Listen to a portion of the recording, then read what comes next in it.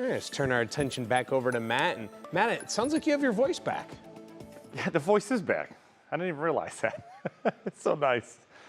Boy, it sounded awful on Friday, I'll tell you. It's nice to be able to talk. Yeah, well, the wife, would say otherwise, but yeah, most viewers, I'm sure, would appreciate a good voice. Yeah, it's good to be back in terms of voice and all that stuff. I know a lot of people dealing with the Cleveland crud, I guess we can call it, just the nasal drainage and all that stuff. A lot of pneumonia going around schools as well. So hope you're doing well here this morning.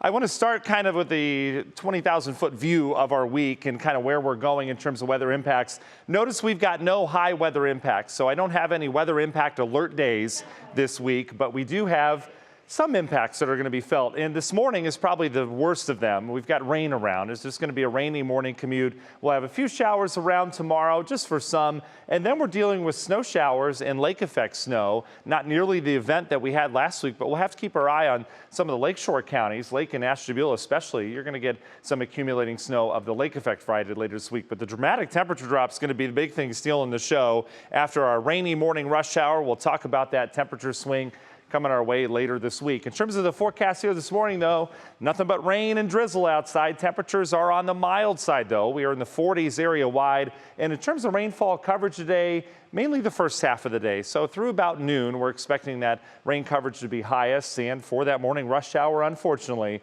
And then by afternoon, just some hit or miss areas of drizzle and light rain showers. This is, my friends, is what I would call 100% chance of rain. All right, it's raining everywhere in Northeast Ohio. This is great for the drought. I know we don't talk about drought a lot once it gets colder, but it's still there. The ground still needs water.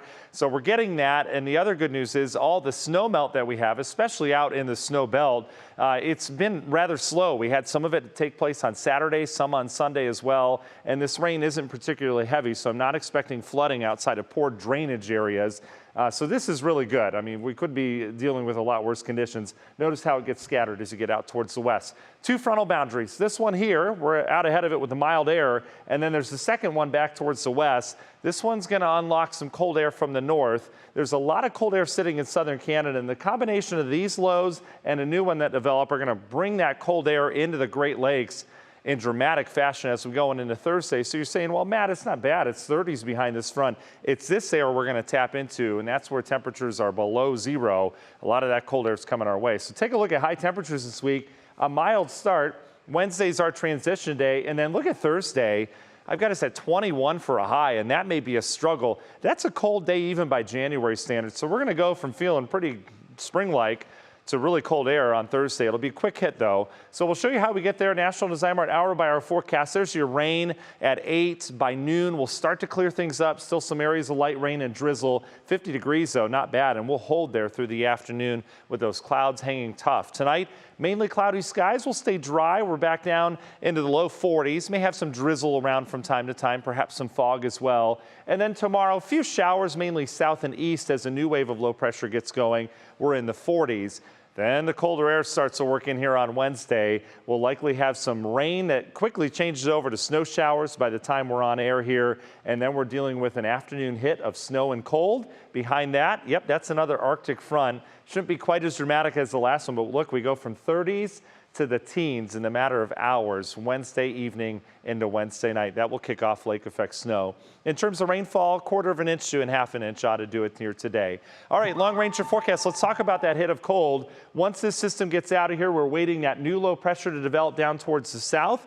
Once that gets going, that brings in that Arctic air. And so here's your Wednesday with rain quickly changing over to any snow. And then we'll have widespread lake effect snow in the Great Lakes on Thursday. Trajectory takes most of this into Lake and Ashtabula counties, so not a widespread lake snow for us. And it winds down pretty quickly as we're back to some rainfall chances for Saturday into Sunday. Well, looks like we'll stay on the mild side at least until that week leading up to Christmas. So we'll have to keep an eye on it, see if there's a pattern flip around Christmas time. Union Home Mortgage 10-day forecast. You'll be impacted by the weather Wednesday, Thursday, but it should be very few on Thursday, mainly up towards the lakeshore. Otherwise, it'll be cold around here. And then for the Browns, as they take on the Chiefs at home on Sunday, we'll start to moderate temps with some early showers for now.